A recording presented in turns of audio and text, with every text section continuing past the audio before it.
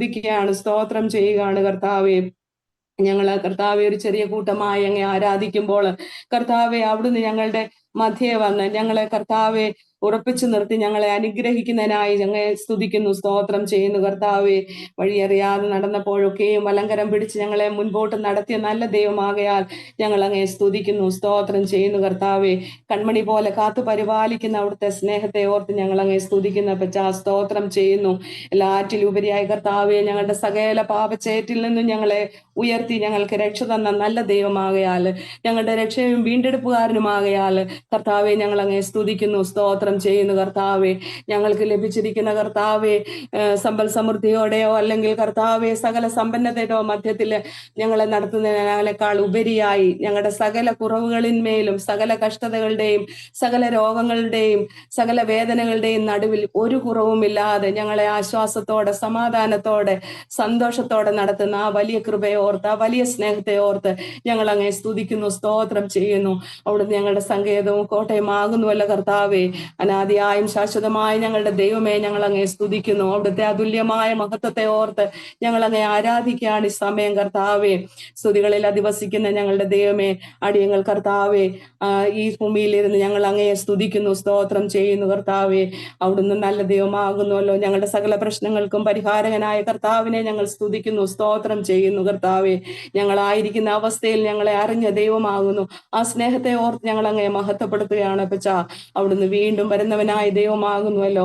അവിടുത്തെ ആ വരവിനായി ഞങ്ങൾ നോക്കി പാർത്തിരിക്കുവാൻ ഞങ്ങളെ ഒരുക്കുന്ന വൻ കൃപയ്ക്കായി ഞങ്ങൾ അങ്ങയെ സ്തുതിക്കുന്നു, സ്തോത്രം ചെയ്യുന്നു. ഞങ്ങളുടെ ഈ ആരാധന അവിടുത്തേക്ക് പ്രീതികരമായി തീരുമാറാകണമേ, യേശുവിന്റെ നാമത്തിൽ തന്നെ. നമ്മളെ തുടർന്ന് ദൈവവചന കേൾവിക്കായിട്ട് നമ്മളെ തന്നെ ഒരുക്കുകയാണ്. ഇന്ന് അനുഗ്രഹിക്കപ്പെട്ട രാത്രിയിൽ പ്രിയ അച്ഛന് നമ്മുടെ കർത്താവായ യേശു ക്രിസ്തുവിന്റെ രണ്ടാമത്തെ വരവിനെ കുറിച്ച് സംസാരിക്കാമെന്ന് താല്പര്യപ്പെടുന്നു. നെറ്റ്വർക്കൊക്കെ കുഴപ്പമില്ല എന്ന് കരുതുന്നു. അച്ഛന് ചില ആശങ്കകളൊക്കെ പകൽ വിളിച്ചപ്പോൾ അറിയിച്ചിരുന്നു. അവിടെയും നമുക്കറിയാമല്ലോ, കേരളത്തിലാകമാനമായിട്ടുള്ള മഴയുടേതായിട്ടുള്ള പ്രയാസമുണ്ട്. എന്നാൽ ഇന്ന് രാത്രി കർത്താവിൽ ശരണപ്പെട്ട് നമ്മൾ ആ മെസ്സേജിൽ സ്റ്റാർട്ട് ചെയ്യുക. അതിനാധാരമായിട്ട് നമ്മൾ സെക്രിയ പ്രവാചകന്റെ പുസ്തകം അതിന്റെ 14-ാം അധ്യായത്തിന്റെ 1 മുതൽ 9 വരെയുള്ള വാക്യങ്ങളെ പ്രിയ ആൻഡ്രിയ മോള് അവിടുന്ന് ശബ്ദമുയർത്തി വായിക്കണം. വായിച്ചതിന് ശേഷം അച്ഛനെ തുടർന്നുള്ള ശുശ്രൂഷ മുന്നോട്ട് നയിക്കുമ്പോൾ എല്ലാവരും പ്രാർത്ഥനയോടെ ആയിരിക്കണമേ എന്ന് ദൈവനാമത്തിൽ ഓർപ്പിക്കുന്നു. അവർ നിന്റെ നടുവിൽ വെച്ച് നിന്റെ കൊള്ള വിഭാഗിപ്പാനുള്ള യഹോവയുടെ ഒരു ദിവസം വരുന്നു. ഞാൻ സകല ജാതികളെയും യെരൂശലേമിനോട് യുദ്ധത്തിനായി കൂട്ടിവരുത്തും. നഗരം പിടിക്കപ്പെടുകയും വീടുകളെ കൊള്ളയിടുകയും സ്ത്രീകളെ വഷളാക്കുകയും നഗരത്തിന്റെ പാതി പ്രവാസത്തിലേക്ക് പോവുകയും ചെയ്യും. ജനത്തിൽ ശേഷിപ്പുള്ളവരോ നഗരത്തിൽ നിന്നും ഛേദിക്കപ്പെടുകയില്ല. എന്നാൽ യഹോവ പുറപ്പെട്ടു താൻ യുദ്ധ ദിവസത്തിൽ പൊരുതതുപോലെ ആ ജാതികളോട് പൊരുതും. അന്നാളിൽ അവന്റെ കാൽ യെരൂശലേമിനെതിരെ കിഴക്കുള്ള ഒലിവുമലയിൽ നിൽക്കും. ഒലിവുമല കിഴക്ക് പടിഞ്ഞാറായി നടുവെ പിളർന്നു പോകും. ഏറ്റവും വലിയൊരു താഴ്വര ഉളവായി വരും. മലയുടെ ഒരു പാതി വടക്കോട്ടും മറ്റേ പാതി തെക്കോട്ടും വാങ്ങിപ്പോകും. എന്നാൽ മലകളുടെ താഴ്വര ആസിൽ വരെ എത്തുന്നത് കൊണ്ട് നിങ്ങൾ എന്റെ മലകളുടെ താഴ്വരയിലേക്ക് ഓടിപ്പോകും. യഹൂദ രാജാവായ ഊസിയാവിന്റെ കാലത്ത് നിങ്ങൾ ഭൂകമ്പം ഹേതുവായി ഓടിപ്പോയതുപോലെ നിങ്ങൾ ഓടിപ്പോകും. എന്റെ ദൈവമായ യഹോവയും തന്നോടുകൂടെ സകല വിശുദ്ധന്മാരും വരും. അന്നാളിൽ വെളിച്ചമുണ്ടാകുകയില്ല, ജ്യോതിർഗോളങ്ങൾ മറഞ്ഞുപോകും. യഹോവ മാത്രം അറിയുന്ന ഒരു ദിവസം വരും. അത് പകലല്ല രാത്രിയുമല്ല, സന്ധ്യാസമയത്തോ വെളിച്ചമാകും. അന്നാളിൽ ജീവനുള്ള വെള്ളം യെരൂശലേമിൽ നിന്ന് പുറപ്പെട്ടു പാതി കിഴക്കേ കടലിലേക്കും പാതി പടിഞ്ഞാറ് കടലിലേക്കും ഒഴുകും. അത് ഉഷ്ണകാലത്തും ശീതകാലത്തും ഉണ്ടാകും. യഹോവ സർവ്വഭൂമിക്കും രാജാവാകും. അന്നാളിൽ യഹോവ ഏകനും അവന്റെ നാമം ഏകവുമായിരിക്കും.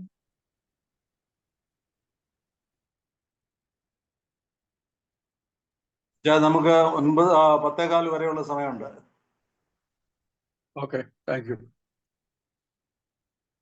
കർത്താവിൻ്റെ അതിപരിശുദ്ധ നാമം വാഴ്ത്തപ്പെടുമാറാകട്ടെ. ഇന്ന് വീണ്ടും ഈ സൂം പ്ലാറ്റ്ഫോമിൽ പ്രിയ ദൈവമക്കളോട് ചേർന്ന് ദൈവത്തെ ആരാധിക്കുവാൻ, ദൈവവചനം ശുശ്രൂഷിപ്പാൻ ലഭിച്ച അവസരത്തിനായിട്ട് സ്തോത്രം ചെയ്യുന്നു. കഴിഞ്ഞ 3 ദിവസങ്ങളായി തുടരെ മഴയായിരുന്നു. ഇന്ന് രാജ്യത്ത് വിളിച്ചപ്പോൾ ഞാൻ സംശയിച്ചു, എങ്ങനെയാണ് നെറ്റ്വർക്കിൻ്റെ പ്രശ്നം ഉണ്ടാകുമോ ഇല്ലയോ എന്നറിയില്ല. എന്നാൽ ഞങ്ങൾ ദൈവത്തെ ആശ്രയിച്ചുകൊണ്ട് ഈ ശുശ്രൂഷ തുടരുവാനായിട്ടാണ് തുടങ്ങുന്നത്. കഴിഞ്ഞ 3 ദിവസം ഞാൻ ഏഷ്യ മൈനറിലുള്ള 3 സഭകളെക്കുറിച്ച് സംസാരിച്ചു. എഫെസോസിലെ സഭ, സ്മുർണയിലെ സഭ, അതുപോലെ തന്നെ പെർഗമോസിലെ സഭ. ഞാൻ ദൈവത്തിൽ ആശ്രയിച്ചുകൊണ്ട് സംസാരിക്കാനായിട്ട് ആശ്രയിക്കുന്നത് കർത്താവിൻ്റെ രണ്ടാമത്തെ വരവിനെ കുറിച്ചാണ്. കർത്താവിൻ്റെ മഹത്വ പ്രത്യക്ഷതയെക്കുറിച്ചാണ്. കർത്താവിൻ്റെ രണ്ടാമത്തെ വരവ് നമ്മുടെ ജീവിതത്തിൻ്റെ ഒരു പ്രത്യാശയാണ്, സഭയുടെ പ്രത്യാശയാണ്, വിശ്വാസികളുടെ പ്രത്യാശയാണ്. അതിനോട് ചേർന്നുള്ള വേദഭാഗമാണ് നമ്മൾ വായിച്ചത്. അതുകൊണ്ട് നമുക്ക് ഒരു നിമിഷം പ്രാർത്ഥിക്കാം. ഞങ്ങളെ ക്രിസ്തുവേശുവിലൂടെ അളവില്ലാതെ സ്നേഹിക്കുന്ന സ്വർഗസ്ഥ പിതാവേ, ഇന്ന് ഞങ്ങൾക്ക് വീണ്ടും ഈ വ്യാഴാഴ്ച സന്ധ്യയിൽ അവിടുത്തെ സന്നിധിയിൽ അടുത്തു വരുവാൻ ലോകത്തിൻ്റെ വിവിധ ഭാഗങ്ങളിൽ ഞങ്ങളെ ഒരുമിച്ച് കൂട്ടി വരുത്തിയ അവിടുത്തെ വലിയ വിശ്വസ്തതയ്ക്കായിട്ട് സ്തോത്രം ചെയ്യുന്നു. കർത്താവിൻ്റെ വരവ് അടുത്തിരിക്കുന്നു എന്ന് ലോക സംഭവങ്ങൾ വിളിച്ചറിയിക്കുമ്പോൾ അതിനുവേണ്ടി ഒരുങ്ങി കാത്തിരിപ്പാൻ നീ ഞങ്ങളെ എല്ലാവരെയും സഹായിക്കണമേ എന്ന് പ്രാർത്ഥിക്കുന്നു. അവിടുത്തെ വരവിന് വേണ്ടി ഒരുങ്ങുവാൻ, അതിനുവേണ്ടി ഞങ്ങളെ തന്നെ ഒരുക്കുവാൻ ഇടയാക്കണം. യേശുവിൻ്റെ നാമത്തിൽ ഞങ്ങളുടെ പ്രാർത്ഥന കൃപയോടെ കേൾക്കുമാറാകണമേ. ആമീൻ. കർത്താവിൻ്റെ ആദ്യത്തെ വരവിനെ കുറിച്ച് പ്രവാചക പുസ്തകങ്ങളിൽ നമ്മൾ വായിച്ചിട്ടുണ്ട്. ഏറ്റവും അധികം പ്രവചനം കർത്താവിൻ്റെ ആഗമനത്തെക്കുറിച്ച് പറഞ്ഞിട്ടുള്ള 2 പ്രവചനങ്ങളാണ് യെശയ്യാ പ്രവചനവും സെഖറിയ പ്രവചനവും. അങ്ങനെ ഒന്നാമത്തെ വരവ് പ്രവചനമനുസരിച്ച് നടന്നുവെങ്കിൽ രണ്ടാമത്തെ വരവ് നിശ്ചയമായി നടക്കുമെന്ന് നമ്മൾ വിശ്വസിക്കുന്നു. പുതിയ നിയമത്തിൽ 318 പ്രാവശ്യം കർത്താവിൻ്റെ വരവിനെ കുറിച്ച് സംസാരിച്ചിട്ടുണ്ട്. അപ്പോസ്തലനായ വിശുദ്ധ പൗലോസ് പറഞ്ഞു, കർത്താവ് താൻ ഗംഭീരനാദത്തോടും പ്രധാന ദൂതന്റെ ശബ്ദത്തോടും ദൈവത്തിൻ്റെ കാഹളത്തോടും കൂടെ സ്വർഗത്തിൽ നിന്ന് ഇറങ്ങി വരും. അപ്പോസ്തലനായ വിശുദ്ധ പത്രോസ് പറഞ്ഞു, ഇടയശ്രേഷ്ഠൻ വെളിപ്പെടുമ്പോൾ അവൻ തേജസ്സിൻ്റെ വാടാത്ത കിരീടം നമുക്ക് നൽകുമെന്ന്. കർത്താവായ യേശുക്രിസ്തു തന്നെ പറഞ്ഞു, വിശുദ്ധ മത്തായിയുടെ സുവിശേഷം 24-ാം അധ്യായത്തിൽ, അവൻ തിരഞ്ഞെടുക്കപ്പെട്ടവരെ ആകാശത്തിൻ്റെ 4 അറുതികളിൽ നിന്ന് ചേർക്കും എന്ന് പറയുന്നു. അപ്പോൾ ഇങ്ങനെ ധാരാളം പ്രവചനങ്ങൾ കർത്താവ് തന്നെ പറഞ്ഞു. ദൈവദൂതന്മാർ പറഞ്ഞു. ആ ഒലിവുമലയിൽ വെച്ച് കർത്താവ് സ്വർഗാരോഹണം ചെയ്തപ്പോൾ ദൂതന്മാർ പറഞ്ഞു, ഗലീല പുരുഷന്മാരെ, നിങ്ങൾ ആകാശത്തേക്ക് നോക്കി നിൽക്കുന്നതെന്ത്? നിങ്ങളെ വിട്ട് സ്വർഗാരോഹണം ചെയ്ത യേശുവിനെ സ്വർഗത്തിലേക്ക് പോകുന്നവനായി നിങ്ങൾ കണ്ടതുപോലെ തന്നെ അവൻ മടങ്ങി വരും. അപ്പോൾ ഇങ്ങനെ പ്രവാചകന്മാർ, അപ്പോസ്തലന്മാർ, കർത്താവിൻ്റെ മാലാഖമാർ, കർത്താവ് തന്നെ അരുളി ചെയ്തതായിട്ടുള്ള പ്രത്യക്ഷതയെക്കുറിച്ച് വേദപുസ്തകം ശക്തിയായി പ്രതിപാദിക്കുമ്പോൾ അത് വിശ്വസിക്കാതിരിക്കാനായിട്ട് നമുക്ക് സാധ്യമല്ല.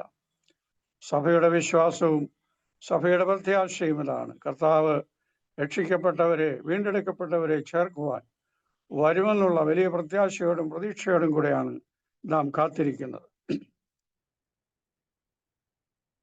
ഗബ്രിയേൽ മാലാഖ വിശുദ്ധ കന്യകമറിയാമിൻ്റെ അടുത്ത് വന്ന്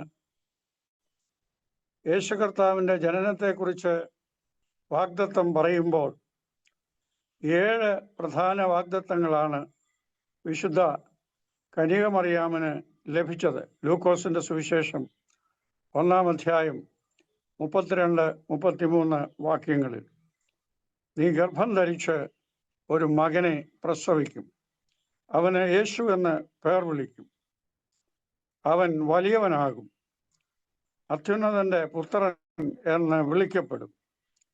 കർത്താവായ ദൈവം അവൻ്റെ പിതാവായ ദാവീദിന്റെ സിംഹാസനം അവന് കൊടുക്കും. അവൻ യാക്കോബ് ഗൃഹത്തിന് എന്നേക്കും രാജാവായിരിക്കും. അവൻ്റെ രാജ്യത്തിന് അവസാനം ഉണ്ടാകുകയില്ല. അപ്പോൾ ഈ പ്രവചനമെല്ലാം നിറവേറ്റപ്പെടുന്ന പ്രവചനങ്ങളാണ്. വേദപുസ്തകത്തിലെ ഒരു വാക്കുപോലും കർത്താവായ യേശുക്രിസ്തു തന്നെ വിശുദ്ധ മത്തായിയുടെ സുവിശേഷത്തിൻ്റെ 5-ാം അധ്യായത്തിൽ തൻ്റെ പർവ്വത പ്രസംഗത്തിൽ പറഞ്ഞതായിട്ടുള്ള ഒരു വാക്യമുണ്ട്, ആകാശവും ഭൂമിയും ഒഴിഞ്ഞു പോയാലും എൻ്റെ വചനങ്ങൾക്ക് യാതൊരു മാറ്റവും ഉണ്ടാകുകയില്ല. അവൻ ദൈവത്തിൻ്റെ വചനം മാറ്റമില്ലാത്തതാണ്, അത് സംഭവിക്കേണ്ടതാണ്, സംഭവിക്കുന്നതാണ്. അതുകൊണ്ട് നാം അത് വിശ്വസിച്ചെങ്കിൽ മാത്രമേ മതിയാകുകയുള്ളൂ. മശിഹ യുഗത്തെക്കുറിച്ചുള്ള പ്രവചനങ്ങൾ ധാരാളം പ്രവചനങ്ങളിലുണ്ട്. യെശയ്യാ പ്രവാചകന്റെ പുസ്തകത്തിലുണ്ട്, മീഖാ പ്രവചനങ്ങളിലുണ്ട്. ദാനിയേൽ പ്രവചനം 12-ാം അധ്യായത്തിൽ ദാനിയേലിനോട് ദൈവത്തിൻ്റെ ആത്മാവ് പറയുകയാണ്, നീ വിശ്രമിച്ച് കാലാവസാനത്തിൽ നിന്റെ ഓഹരി പ്രാപിപ്പാനായി എഴുന്നേറ്റു വരും എന്ന് പറയുന്നതായിട്ടുള്ള ഒരു അനുഭവമുണ്ട്. വിശുദ്ധ മത്തായിയുടെ സുവിശേഷം 25-ാം അധ്യായത്തിൽ പറയുന്ന ഉപമകൾ നമുക്കെല്ലാം അറിയാം. ആദ്യത്തെ ഉപമ 10 കന്യകമാരുടെ ഉപമയാണ്. മണവാളനെ എതിരേൽപ്പാനായിട്ട് പുറപ്പെട്ട 10 കന്യകമാർ, അവരിൽ 5 പേർ ബുദ്ധിയുള്ളവരും 5 പേർ ബുദ്ധിയില്ലാത്തവരുമായിരുന്നു. ബുദ്ധിയുള്ളവർ പാത്രങ്ങളിൽ എണ്ണ എടുത്തു വിളക്കോടുകൂടെ, ബുദ്ധിയില്ലാത്തവർ എണ്ണ എടുത്തില്ല. മണവാളൻ വരുമ്പോൾ ബുദ്ധിയില്ലാത്തവരുടെ വിളക്ക് കെട്ടുപോകുന്നു. അവര് ബുദ്ധിയുള്ളവരോട് എണ്ണ വായ്പ ചോദിക്കുന്നു. അപ്പോൾ ബുദ്ധിയുള്ളവർ പറഞ്ഞു, ഞങ്ങൾക്കും നിങ്ങൾക്കും പോരാ എന്ന് വരാതിരിപ്പാൻ നിങ്ങൾ വിൽക്കുന്നവരുടെ അടുത്ത് പോയി വാങ്ങിക്കൊള്ളുവീൻ. അവർ വാങ്ങുവാൻ പോയി. മണവാളൻ വന്നു. ഒരുങ്ങിയിരുന്നവർ അവനോടുകൂടെ മണവറയിൽ പ്രവേശിച്ചു. വാതിലടയ്ക്കപ്പെടുകയും ചെയ്തു. ഒടുവിലായിട്ട് ഇതാ ബുദ്ധിയില്ലാത്തവരും വരുന്നു. കർത്താവെ, ഞങ്ങൾക്കും തുറക്കണമേ എന്ന് പറയുമ്പോൾ കർത്താവ് പറയുകയാണ്, ഞാൻ നിങ്ങളെ അറിയുന്നില്ല എന്ന്. വിശുദ്ധ മത്തായിയുടെ സുവിശേഷം 25-ാം അധ്യായത്തിൽ 31 മുതലുള്ള വാക്യങ്ങളിൽ പറയുന്നു, മനുഷ്യപുത്രൻ തന്റെ തേജസ്സോടുകൂടെ വിശുദ്ധ ദൂതന്മാരുമായി വരും. അവൻ തന്റെ തേജസ്സിന്റെ സിംഹാസനത്തിൽ ഇരിക്കും. അവൻ അവരെ ഇടയൻ ചെമ്മരിയാടുകളെയും കോലാടുകളെയും വേർതിരിക്കുന്നത് പോലെ വേർതിരിച്ച് ചെമ്മരിയാടുകളെ തന്റെ വലത്തും കോലാടുകളെ തന്റെ ഇടത്തും ചേർക്കും. വലത്തുള്ളവരോട് പറയും, നിങ്ങൾ എനിക്ക് എല്ലാ ശുശ്രൂഷകളും ചെയ്തു. വിശന്നു ഭക്ഷിപ്പാൻ തന്നു, ദാഹിച്ചു കുടിപ്പാൻ തന്നു, രോഗിയായിരുന്നു, തടവിലായിരുന്നു, നിങ്ങൾ എനിക്ക് വേണ്ട ശുശ്രൂഷകളെല്ലാം ചെയ്തു. അപ്പോൾ അവർ ചോദിച്ചു, കർത്താവെ, ഞങ്ങൾ എപ്പോഴാണ് നിന്നെ അങ്ങനെ കണ്ട് ശുശ്രൂഷിപ്പാൻ ഇടയായത്? കർത്താവ് പറഞ്ഞു, ഈ ചെറിയവരിൽ ഒരുത്തൻ ചെയ്തതെല്ലാം എനിക്ക് ചെയ്തിരിക്കുന്നു. എൻ്റെ പിതാവിനാൽ അനുഗ്രഹിക്കപ്പെട്ടവര് അകത്ത് പ്രവേശിച്ച് ലോകാരംഭം മുതൽ നിങ്ങൾക്കായി ഒരുക്കിയിരിക്കുന്ന രാജ്യം അവകാശമാക്കിക്കൊള്ളുകയും. അതുകൊണ്ട് ഇത് കർത്താവ് തന്നെ പറഞ്ഞതായിട്ടുള്ള പ്രസ്താവനകളാണ്. അതുകൊണ്ടത് ല്ല. കർത്താവിൻ്റെ വിസ്താര സമയത്ത് മഹാപുരോഹിതന്മാര് കർത്താവിനെ വിസ്തരിക്കുന്നു, പീലാത്തോസ് വിസ്തരിക്കുന്നു, ഹെരോദാവ് വിസ്തരിക്കുന്നു. ഓരോരുത്തരും കർത്താവിനെ വിസ്തരിച്ച് കുരിശിലേറ്റുവാനായിട്ട് ശ്രമിക്കുന്നു. കർത്താവിനെ വിസ്തരിക്കുന്നതായുള്ള സമയത്ത് നീ തന്നെ മെശിഹ ആകുന്നു പറക എന്ന് ചോദിച്ചപ്പോൾ കർത്താവ് പറഞ്ഞതായിട്ടുള്ള ഒരു വലിയ പ്രസ്താവനയുണ്ട്. പ്രാധാന്യം അർഹിക്കുന്ന ഒരു പ്രസ്താവനയാണ്. വിശുദ്ധ മത്തായിയുടെ സുവിശേഷം 26-ാം അധ്യായം 64-ാം വാക്യത്തിൽ കർത്താവ് തന്നെ പറഞ്ഞു, മനുഷ്യപുത്രൻ സർവശക്തന്റെ വലത്ത് ഭാഗത്തിരിക്കുന്നതും ആകാശമേഘങ്ങളെ വാഹനമാക്കി വരുന്നതും നിങ്ങൾ കാണും എന്ന് പറഞ്ഞു. അത് മഹാപുരോഹിതനെ ചൊടിപ്പിച്ചതായിട്ടുള്ള ഒരു പ്രസ്താവനയാണ്. മഹാപുരോഹിതൻ അത് കഴിഞ്ഞപ്പോൾ വസ്ത്രം കീറി, ഇവൻ ദൈവദൂഷണമാണ് പറയുന്നത് എന്ന് പറഞ്ഞ് ആ കർത്താവിനെ വിസ്തരിക്കുവാനും വിധിക്കുവാനും ഒരുങ്ങുന്നതായിട്ടുള്ള മഹാപുരോഹിതനെ നമുക്ക് കാണുവാനായിട്ട് സാധിക്കും. ഒലിവുമലയിൽ വെച്ചാണ് കർത്താവ് തൻ്റെ പ്രധാനപ്പെട്ട പ്രസ്താവനകളൊക്കെ ചെയ്തത്. തൻ്റെ ശുശ്രൂഷകളുടെ നല്ലൊരു ഭാഗം, ശിഷ്യന്മാരോടുള്ളതായ സംവാദങ്ങളൊക്കെ ഒലിവുമലയിൽ വെച്ചാണ് കർത്താവ് ചെയ്തത്. അവിടെ നിന്നാണ് കർത്താവ് സ്വർഗാരോഹണം ചെയ്ത് സ്വർഗത്തിലേക്ക് പോയത്. അപ്പോസ്തലപ്രവൃത്തി 1-ാം അധ്യായത്തിൻ്റെ 10-11 വാക്യങ്ങളിൽ നമ്മൾ ആ ഭാഗം വായിക്കുന്നുണ്ട്. അവൻ ഉയരത്തിലേക്ക് കയറിപ്പോകുന്നത് ശിഷ്യന്മാർ നോക്കി നിൽക്കുകയാണ്. നോക്കി നിൽക്കുമ്പോൾ ആകാശത്ത് നിന്ന്, ആ മേഘങ്ങളുടെ നടുവിൽ നിന്ന് 2 മാലാഖമാർ ശിഷ്യന്മാരോട് ഇപ്രകാരം പറഞ്ഞു: ഗലീല പുരുഷന്മാരെ, നിങ്ങൾ ആകാശത്തേക്ക് നോക്കി നിൽക്കുന്നത് എന്ത്? നിങ്ങളെ വിട്ട് സ്വർഗാരോഹണം ചെയ്ത യേശുവിനെ സ്വർഗത്തിലേക്ക് പോകുന്നവനായി നിങ്ങൾ കണ്ടതുപോലെ തന്നെ അവൻ മടങ്ങി വരും. അപ്പോൾ കർത്താവ് പറഞ്ഞ ആ വാക്യം നമ്മൾ അക്ഷരാർത്ഥത്തിൽ എടുക്കേണ്ടതാണ്. ദൂതന്മാർ പറഞ്ഞത് അക്ഷരാർത്ഥത്തിൽ എടുക്കേണ്ടതാണ്. പോയതുപോലെ അവൻ മടങ്ങി വരും. അവൻ പോയത് എങ്ങനെയാണ്? മേഘങ്ങളിലാണ് പോയത്. ദൂതന്മാരുടെ അകമ്പടിയോടെയാണ് അവൻ പോയത്. അവൻ ഒലിവ് മലയിൽ നിന്നാണ് പോയത്. അവിടേക്ക് അവൻ മടങ്ങി വരും. അതാണ് സക്കറിയാ പ്രവചനം പറയുന്നത് 14-ാം അധ്യായത്തിന്റെ 4-ാം വാക്യത്തിൽ: അന്നാളിൽ അവന്റെ പാദം യെരൂശലേമിന് കിഴക്കുള്ള ഒലിവ് മലയിൽ ചവിട്ടുമ്പോൾ ഒലിവ് മല 2ആയി പിളരുമെന്ന് സക്കറിയാ പ്രവാചകൻ കർത്താവായ യേശുക്രിസ്തുവിന്റെ ജനനത്തിന് നൂറ്റാണ്ടുകൾക്ക് മുമ്പ് പ്രവചിച്ചതായിട്ടുള്ള പ്രവചനമാണ് എന്നുള്ളതിന് യാതൊരു സംശയവുമില്ല. ഒലിവ് മല, ഗത്സമന, ഇതൊക്കെ കർത്താവിന്റെ ക്രൂശീകരണത്തിന് മുമ്പുള്ളതായ പ്രസ്താവനകളും പ്രാർത്ഥനകളും ഒക്കെ നടത്തിയതായിട്ടുള്ള 2 ഇടങ്ങളാണ് എന്ന് നാം മനസ്സിലാക്കണം.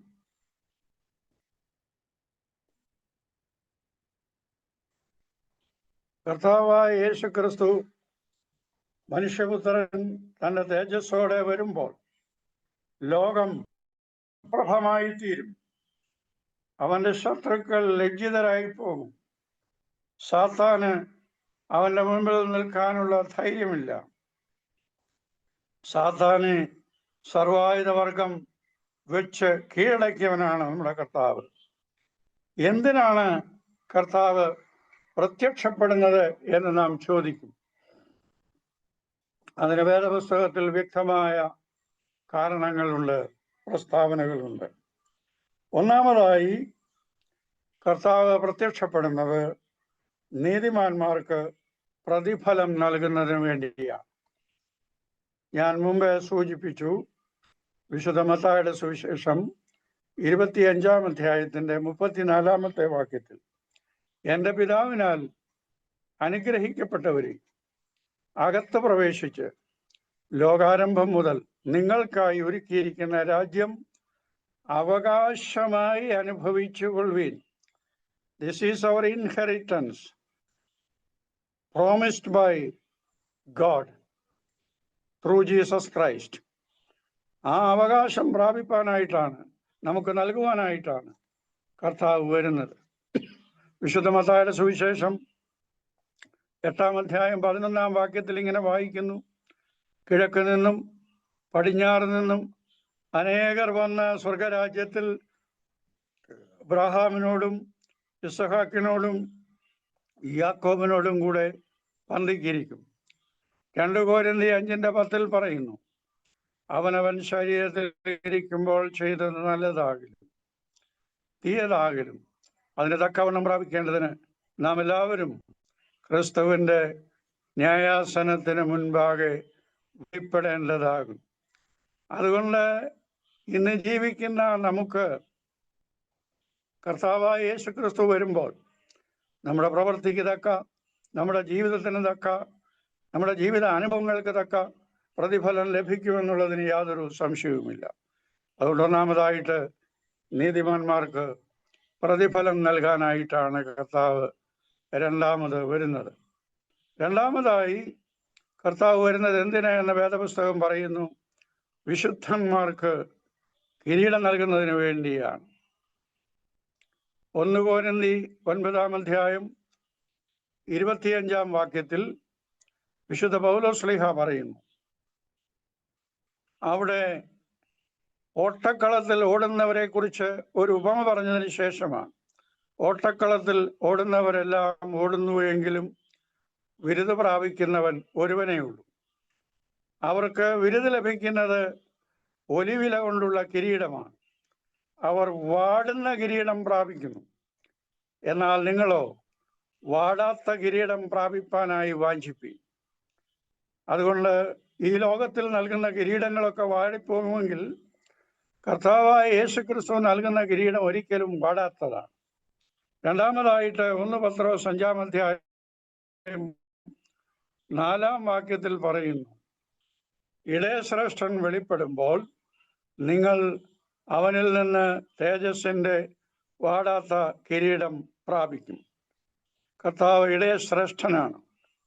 നമ്മയൊക്കെ ഇടയന്മാരായിട്ടാണ് ദൈവം ഈ ഭൂമിയിൽ വിളിച്ചിരിക്കുന്നത്, ജനങ്ങളെ ശുശ്രൂഷിക്കുന്ന ഇടയന്മാരായി.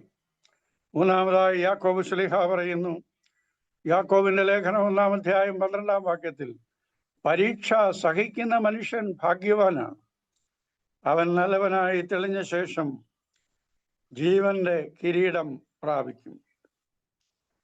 2 തീമോഥെയോസ് 4-ാം അധ്യായം 8-ാം വാക്യം, അപ്പോസ്തലനായ വിശുദ്ധ പൗലോസ് തന്റെ ജീവിത അന്ത്യത്തെക്കുറിച്ച് കാണുമ്പോൾ, ഞാൻ പാനീയയാഗമായി ഒഴിക്കപ്പെടുവാനായിട്ട് പോകുന്നുവെന്ന് പൗലോസ് ശ്ലീഹ തീമോഥെയോസിന് എഴുതുമ്പോൾ പറയുന്നു. തന്റെ അന്ത്യം അടുത്തിരിക്കുന്നതായിട്ട് താൻ മനസ്സിലാക്കുന്നു. എന്നിട്ട് തീമോഥെയോസിന് എഴുതുമ്പോൾ പറയുകയാണ്, ഞാൻ നല്ല പോർ പൊരുതു, ഓട്ടം തികച്ചു, വിശ്വാസം കാത്തു, നീതിയുടെ കിരീടം എനിക്കായി വെച്ചിരിക്കുന്നു. അത് നീതിയുള്ള ന്യായാധിപതിയായ കർത്താവ് ആ ദിവസത്തിൽ എനിക്ക് തരും. എനിക്കും മാത്രമല്ല, എന്നോട് കൂടെ ക്രിസ്തുവിൽ പ്രത്യക്ഷത വെച്ചിരിക്കുന്ന, പ്രത്യാശ വെച്ചിരിക്കുന്ന ഏവർക്കും കൂടെ തന്നെ. അതുകൊണ്ട് കർത്താവ് രണ്ടാമത് വരുന്നത് വാടാത്ത കിരീടം, തേജസ്സിന്റെ കിരീടം, ജീവന്റെ കിരീടം, നീതിയുടെ കിരീടം, ഇതെല്ലാം വിശുദ്ധന്മാർക്ക് നൽകാനായിട്ടാണ് കർത്താവ് രണ്ടാമത് വരുന്നത് എന്ന് ദൈവത്തിന്റെ വചനം നമ്മെ ഓർമ്മിപ്പിക്കുന്നു. മൂന്നാമതായിട്ട് കർത്താവ് വരുന്നത് എന്തിനെന്ന് ചോദിച്ചാൽ, മനുഷ്യന്റെ സകല രഹസ്യങ്ങളെയും വെളിപ്പെടുത്തുന്നതിനായിട്ട് കർത്താവായ യേശുക്രിസ്തു പ്രത്യക്ഷപ്പെടും. ഒരു കോടതിയിൽ വിസ്താരത്തിനായിട്ട് ഒരു വ്യക്തി പ്രവേശിക്കുമ്പോൾ ആ ജഡ്ജിയുടെ മുൻപാകെ അദ്ദേഹത്തിന്റെ കുറ്റകൃത്യങ്ങളെല്ലാം എഴുതി രേഖപ്പെടുത്തിയിരിക്കുന്നത് ജഡ്ജിയുടെ മുൻപാകെ വരും. അവിടെയാണ് അദ്ദേഹം വിധി പറയുന്നത്. യോബിന്റെ പുസ്തകം 14-ാം അധ്യായത്തിന്റെ 17-ാമത്തെ വാക്യത്തിൽ യോബ് തന്നെ പറയുന്നു, എൻ്റെ അക്രമങ്ങളെല്ലാം ഒരു സഞ്ചിയിലാക്കി മുദ്രയിട്ടിരിക്കുന്നു. ആ മുദ്ര പൊട്ടിച്ച് തുറക്കുന്ന ആ ദിവസമാണ് കർത്താവിന്റെ പ്രത്യക്ഷത. ആ ദിവസമാണ് കർത്താവിന്റെ ന്യായവിധിയുടെ ദിവസം എന്ന് പറയുന്നത്. നമ്മുടെ അകൃത്യങ്ങളുടെ പട്ടികകളെല്ലാം നീതിമാനായ ന്യായാധിപതിയായ കർത്താവിന്റെ മുൻപിൽ തുറന്നു വയ്ക്കുന്നതായിട്ടുള്ള ഒരു ദിവസമുണ്ട്. ആ ദിവസത്തിൽ നമ്മുടെ പ്രവൃത്തിക്ക് അനുസരിച്ചതായിട്ടുള്ള ന്യായവിധി ഉണ്ടാകുമെന്നുള്ളത് നാം ഓർക്കേണ്ടതായിട്ടുള്ളൊരു സംഗതിയാണ്. യാക്കോബിന്റെ ജീവിതം നല്ലൊരു ഉദാഹരണമാണ്. യാക്കോബിനെയും ഏശാവിനെയും നമുക്കറിയാം. വേദപുസ്തകത്തിൽ നമ്മൾ വായിക്കുകയും ധ്യാനിക്കുകയും ചെയ്യുന്ന 2 വ്യക്തികളാണ്. നമ്മൾ പ്രാർത്ഥിക്കുമ്പോൾ പ്രാർത്ഥിക്കുന്നത് അബ്രാഹാമിൻ്റെയും ഇസഹാക്കിൻ്റെയും യാക്കോബിൻ്റെയും ദൈവമായ ഞങ്ങളുടെ കർത്താവേ എന്നാണ് പ്രാർത്ഥിക്കുന്നത്. യാക്കോബിൻ്റെ ജീവിതത്തെക്കുറിച്ച് നമുക്കറിയാം, ഞാനത് വിവരിക്കുന്നില്ല. യാക്കോബ് തൻ്റെ ഭവനത്തിൽ വാർദ്ധക്യം ചെന്ന് കണ്ണു കാണാതെ ഇരിക്കുന്ന പിതാവിൻ്റെ അടുത്ത് എന്ന് പറയുകയാണ്, ഞാൻ നിന്റെ മൂത്ത മകൻ ഏശാവാണ്, ഞാൻ നിനക്കിതാ വേട്ടയിറച്ചി കൊണ്ടുവന്നിരിക്കുന്നു എന്ന് പറഞ്ഞ് പിതാവിനെ കബളിപ്പിക്കുവാനായിട്ട് ചെന്ന യാക്കോബ്.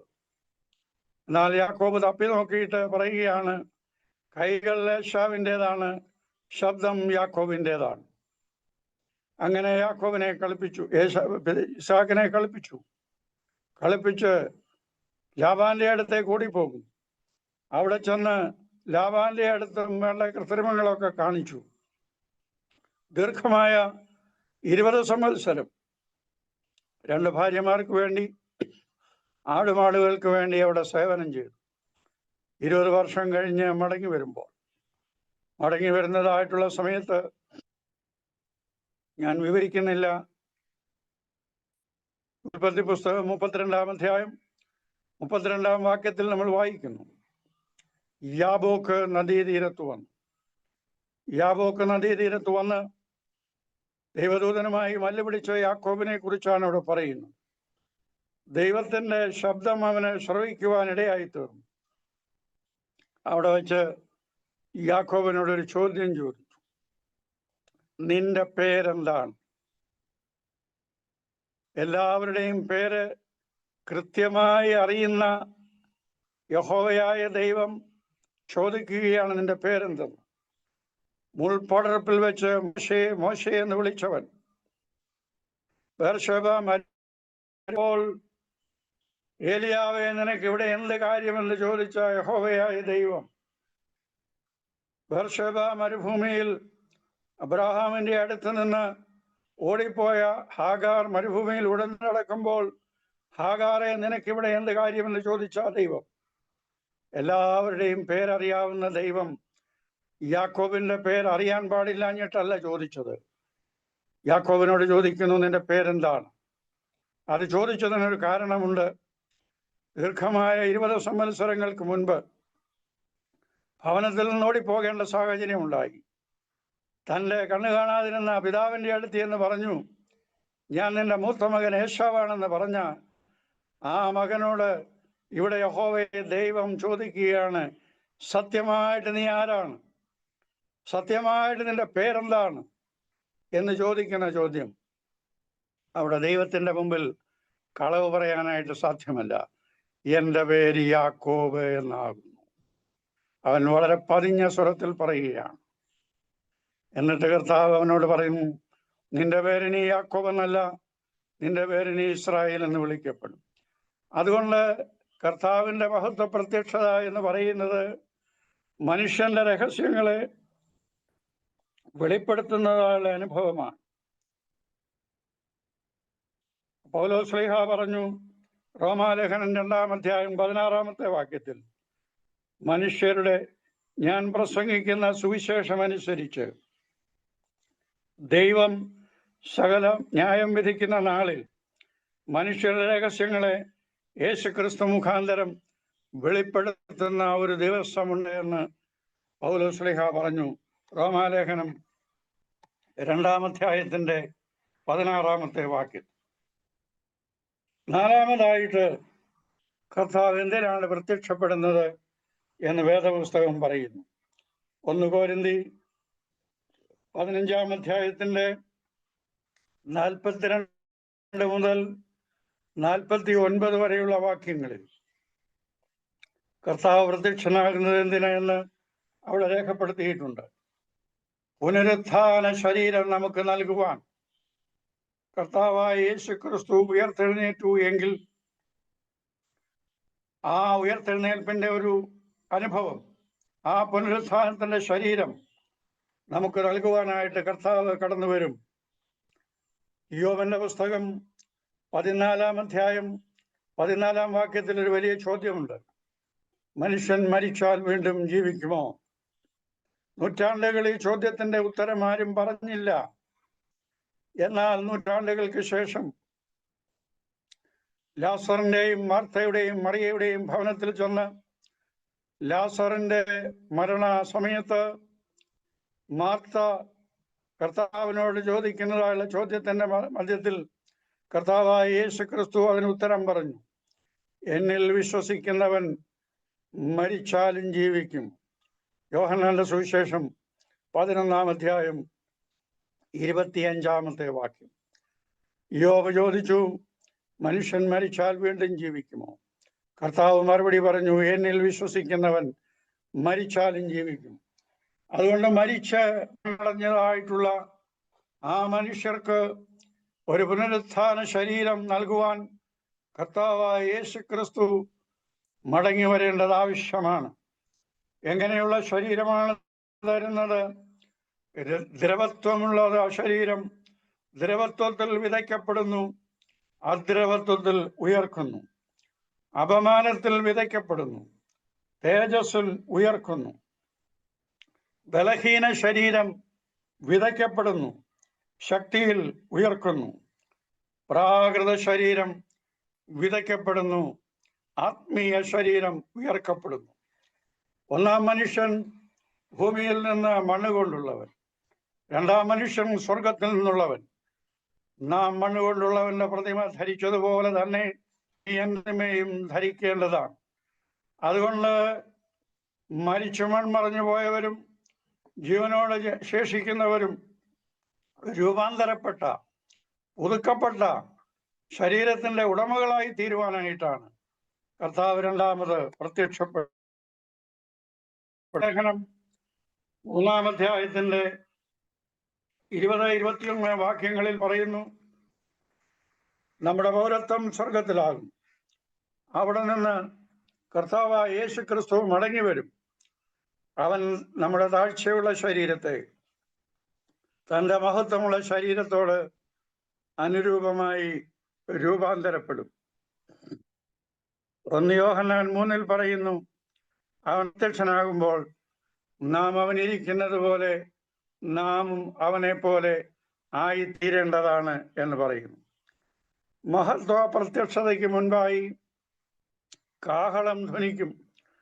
1 കൊരിന്ത്യർ 15-ാം അധ്യായത്തിൽ 52-ാമത്തെ വാക്യത്തിൽ പറയുന്നു, ഞാനൊരു മർമ്മം നിങ്ങളോട് പറയാം, നാം എല്ലാവരും നിദ്ര കൊള്ളുകയില്ല. അന്ത്യകാഹളനാദത്തിങ്കൽ കണ്ണിമയ്ക്കുന്നതിനിടയിൽ നാം രൂപാന്തരപ്പെടും. കാഹളം ധ്വനിക്കും, മരിച്ചവർ അക്ഷയരായി ഉയർക്കും. ഈ ദ്രവത്വമുള്ളത് അദ്രവത്തെയും ഈ അപമാനമായത് തേജസ്സിനെയും ധരിക്കപ്പെടും.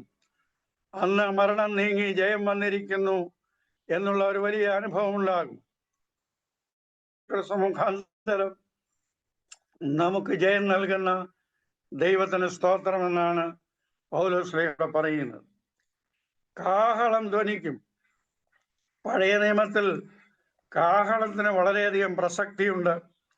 സംഖ്യാപുസ്തകം 10-ാം അധ്യായത്തിൽ ഇസ്രായേൽ മക്കളുടെ മരുഭൂമി യാത്രയിൽ കാഹളം ധ്വനിക്കുന്നതിനെ കുറിച്ച് പറയാറുണ്ട്.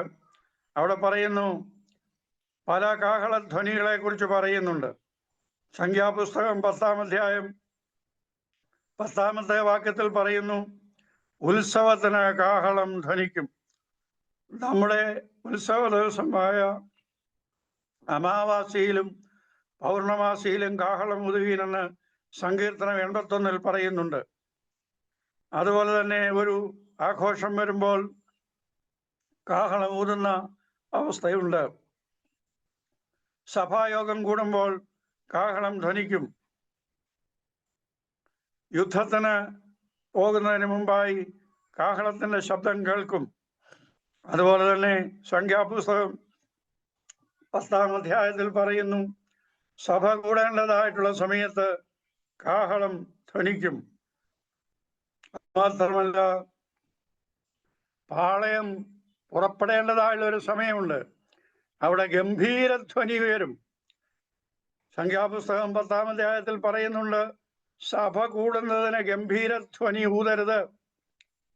എന്നാൽ നിങ്ങൾ പാളയത്തിൽ നിന്ന് പുറപ്പെടുവാനായിട്ടുള്ള സമയം വരുമ്പോൾ ഗംഭീരധ്വനി മുഴങ്ങും. ആ ഗംഭീരധ്വനി മുഴങ്ങുമ്പോഴാണ് നിങ്ങൾ പാളയം വിട്ട് പുറപ്പെടേണ്ടതായിട്ടുള്ള അവസ്ഥയുണ്ടാകുന്നത്. നമ്മൾ ഈ ഭൂമിയിൽ, ഈ മരുഭൂമി യാത്രയിൽ നമ്മൾ പാളയമടിച്ചു പാർക്കുന്നവരാണ്. പാളയമടിച്ചു പാർക്കുമ്പോൾ കർത്താവിൻ്റെ മഹാഗംഭീരധ്വനി ഊതുമ്പോൾ കർത്താവിൻ്റെ പ്രത്യക്ഷതയെ അറിയിക്കുന്ന അനുഭവമാണ്.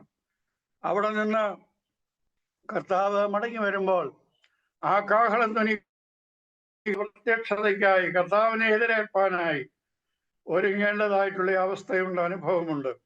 അതിനുവേണ്ടി നാം എല്ലായ്പ്പോഴും ഒരുങ്ങിയിരിക്കേണ്ടവരാണ്.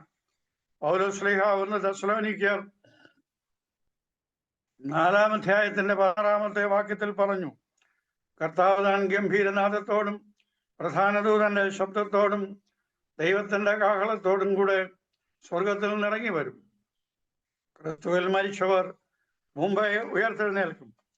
പിന്നെ ജീവനോട് ശേഷിക്കുന്ന നാം അവനോട് കൂടെ തേജസ്സിൽ മേഘങ്ങളിൽ എടുത്തുകൊള്ളപ്പെടും.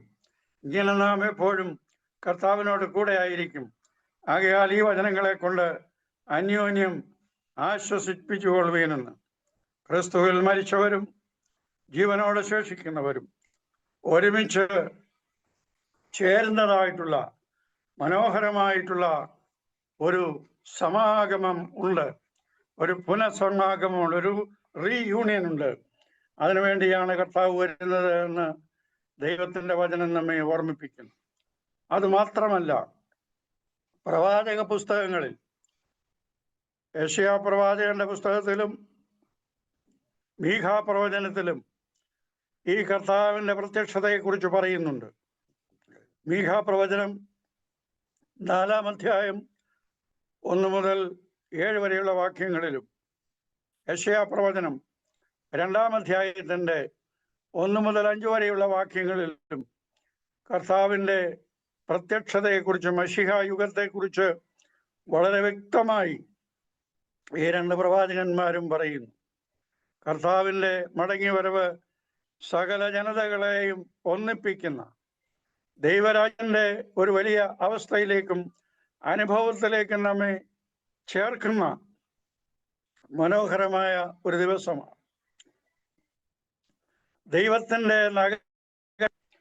ദൈവത്തിൻ്റെ പർവ്വതമാണ് സിയോൻ പർവ്വതം. ആ സിയോൻ പർവ്വതത്തെ കുറിച്ച് ചില കാര്യങ്ങൾ ഈ പ്രവാചകന്മാർ പറഞ്ഞിട്ടുണ്ട്. സിയോൻ പർവ്വതം ദൈവത്തിൻ്റെ വിശുദ്ധ പർവ്വതമാണ്. സിയോനിൽ വസിക്കുന്ന യഹോവ, അത് മഹാരാജാവിൻ്റെ നഗരമാണ്. ഉത്തരഗിരിയായ സിയോൻ പർവ്വതം ഉയരം കൊണ്ട് മനോഹരവും സർവഭൂമിയുടെയും ആനന്ദവുമാകും. ദൈവത്തിൻ്റെ പർവ്വതം വിശുദ്ധമാണ്. ദൈവം അതിനെ സദാകാലത്തേക്കും സ്ഥാപിച്ചിരിക്കുന്നു എന്നാണ് ദൈവത്തിൻ്റെ വചനം പറയുന്നത്. അതുകൊണ്ട് സിയോൻ പർവ്വതം ദൈവത്തിൻ്റെ പർവ്വതമാണ്. അത് ദൈവത്തിൻ്റെ വിശുദ്ധ പർവ്വതമാണ്. 2, സിയോൻ ജനതകളുടെ ആകർഷണമാണ്.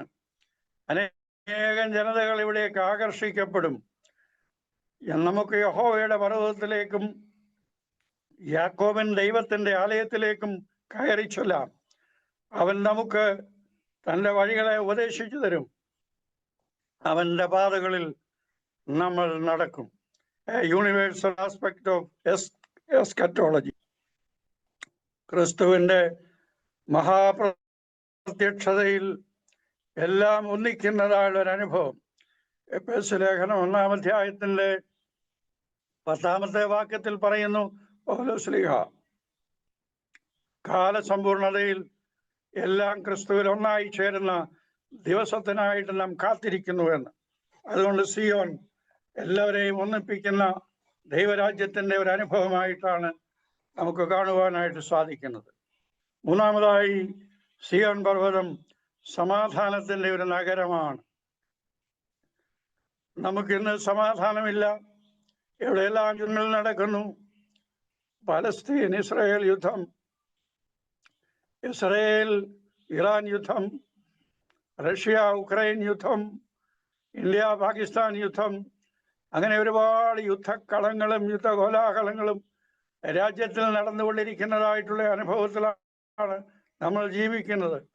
എത്രയോ ലക്ഷം ജനങ്ങളാണ് വധിക്കപ്പെട്ടത്. എത്രയോ ലക്ഷം ജനങ്ങളാണ് തങ്ങളുടെ സ്വന്തം ഭവനവും സ്വന്തം ദേശവും വിട്ട് അഭയാർത്ഥികളായി ഓടിപ്പോയത്.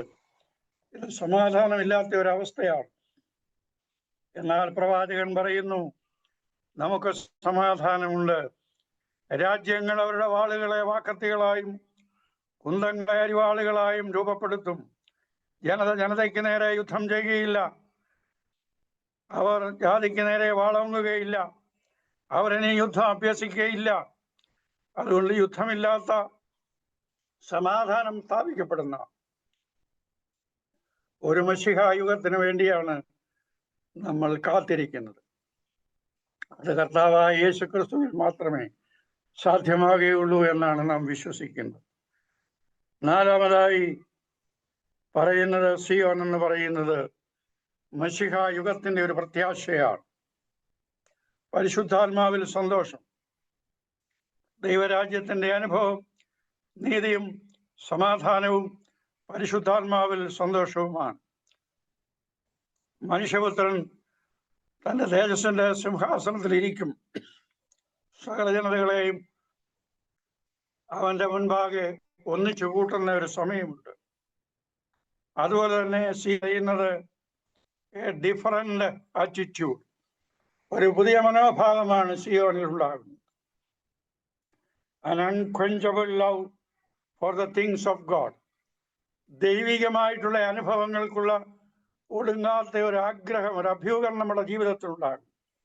A desire to share things with others. ദൈവത്തിൻ്റെ വിഭവങ്ങളെ മറ്റുള്ളവരുമായി പങ്കുവയ്ക്കാനുള്ള ഒരു അനുഭവം നമ്മുടെ enthusiasm to learn the word of God. പഠിക്കാനുള്ളതായ അമിതമായ ഒരു ആഗ്രഹം നമ്മുടെ ജീവിതത്തിൽ ഉണ്ടാകും. A commitment to live out our confession. നമ്മൾ പ്രസംഗിക്കുന്നത് പ്രവർത്തിക്കാനുള്ളതായ ഒരു മനോഭാവം നമ്മുടെ ജീവിതത്തിൽ ഉണ്ടാകും. അതാണ് സമാധാനത്തിൻ്റെ അനുഭവം എന്ന് പറയുന്നത്. ലോകരാജ്യങ്ങൾ ദൈവത്തിൻ്റെ കർത്തൃത്വത്തിൽ വന്നു ചേരുന്ന ഒരു അനുഭവം. ദൈവത്തിൻ്റെ രാജ്യം പാതാള ഗോപുരങ്ങളെ ജയിക്കുന്നതാണ്. യെരൂശലേം സകല ജനതകളെയും ആകർഷിക്കുന്നതാണ്. സകല ജനതകളും ശേഷിക്കുന്നവർ സൈന്യങ്ങളുടെ ദൈവമായ കർത്താവിൻ്റെ സന്നിധിയിൽ ആരാധിപ്പാനായിട്ട് യെരൂശലേമിലേക്ക് കടന്നു വരും.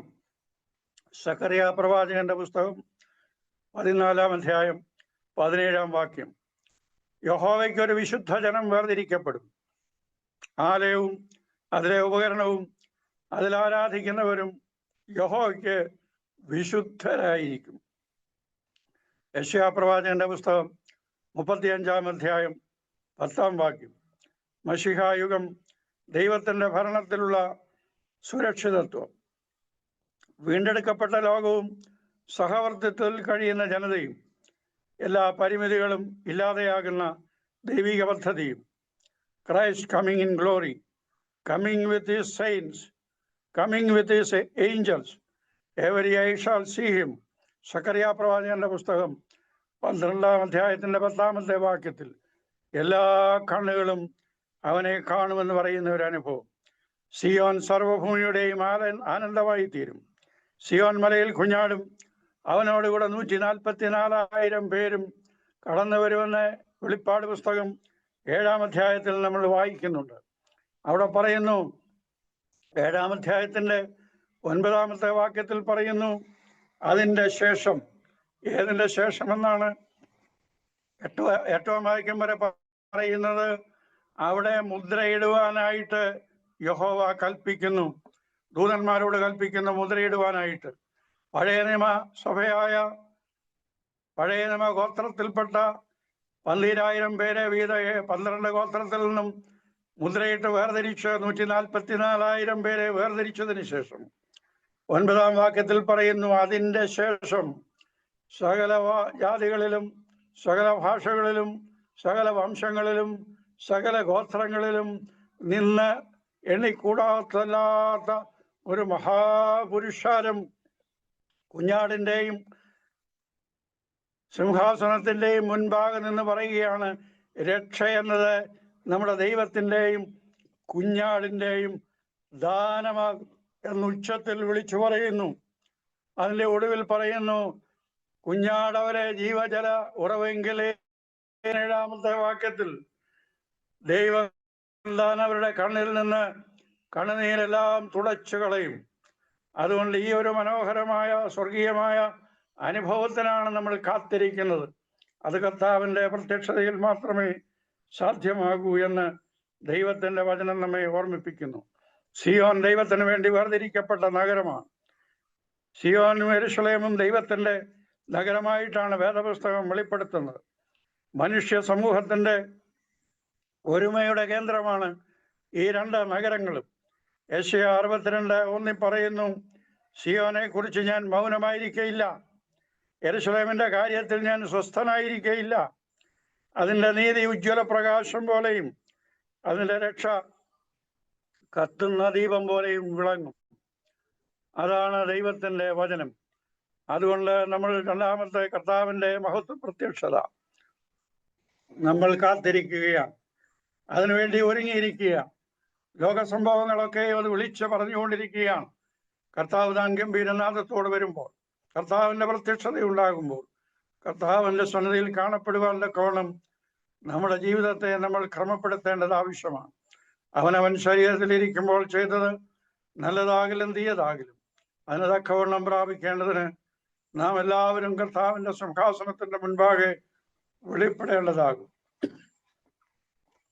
കർത്താവ് വരുന്നത് പ്രതിഫലം നൽകുവാൻ, കർത്താവ് വരുന്നത് നീതിമാന്മാർക്ക് കിരീടം നൽകുവാൻ, കർത്താവ് വരുന്നത് മനുഷ്യന്റെ രഹസ്യങ്ങളെ വെളിപ്പെടുത്തുവാൻ, കർത്താവ് വരുന്നത് നമുക്കൊരു പുനരുത്ഥാന ശരീരം തന്ന് കർത്താവിനോടുകൂടി നമ്മെ ജീവിപ്പിച്ച് അല്ലെങ്കിൽ രൂപാന്തരപ്പെടുത്തി കർത്താവിനോട് കൂടെ നമ്മെ ചേർക്കുവാനായിട്ടാണ് കർത്താവ് വരുന്നത്.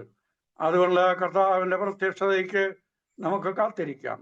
കർത്താവ് വരുന്ന സമയത്ത് തള്ളപ്പെട്ടു പോകാതിരിപ്പാൻ, കർത്താവിനെ എതിരേൽപ്പാൻ നിന്റെ കൊള്ളുക എന്ന പ്രവാചക പുസ്തകത്തിൽ പറയും. അതുകൊണ്ട് കർത്താവിനെ എതിരേൽപ്പാൻ ഒരുങ്ങിക്കൊണ്ട് ആ 10 കന്യകമാരുടെ കാര്യം ഞാൻ ഓർമ്മിപ്പിച്ചു. 5 പേര് തള്ളപ്പെട്ടു, 5 പേര് കർത്താവിനോട് കൂടെ മണവറയിൽ പ്രവേശിപ്പിക്കപ്പെട്ടു. നാം ആരും തള്ളപ്പെടാതിരിക്കാൻ തക്കവണ്ണം, നാം കർത്താവിനോട് കൂടെ മണവറയിൽ പ്രവേശിപ്പാൻ തക്കവണ്ണം, കർത്താവിനെ എതിരേൽപ്പാൻ തക്കവണ്ണം, കർത്താവിൻ്റെ മഹത്വ പ്രത്യക്ഷതയിൽ കർത്താവിനോട് ചേർന്ന് നിൽപ്പാൻ തക്കവണ്ണം നമ്മുടെ ജീവിതത്തെ ദൈവകരങ്ങൾ സമർപ്പിക്കാം. അതിന് ദൈവത്തിൻ്റെ പരിശുദ്ധാത്മാവ് നമുക്കെല്ലാവർക്കും സഹായിക്കട്ടെ. അതിനുവേണ്ടി നമുക്ക് പ്രാർത്ഥിക്കാം. ദൈവം നമ്മെ അനുഗ്രഹിക്കട്ടെ.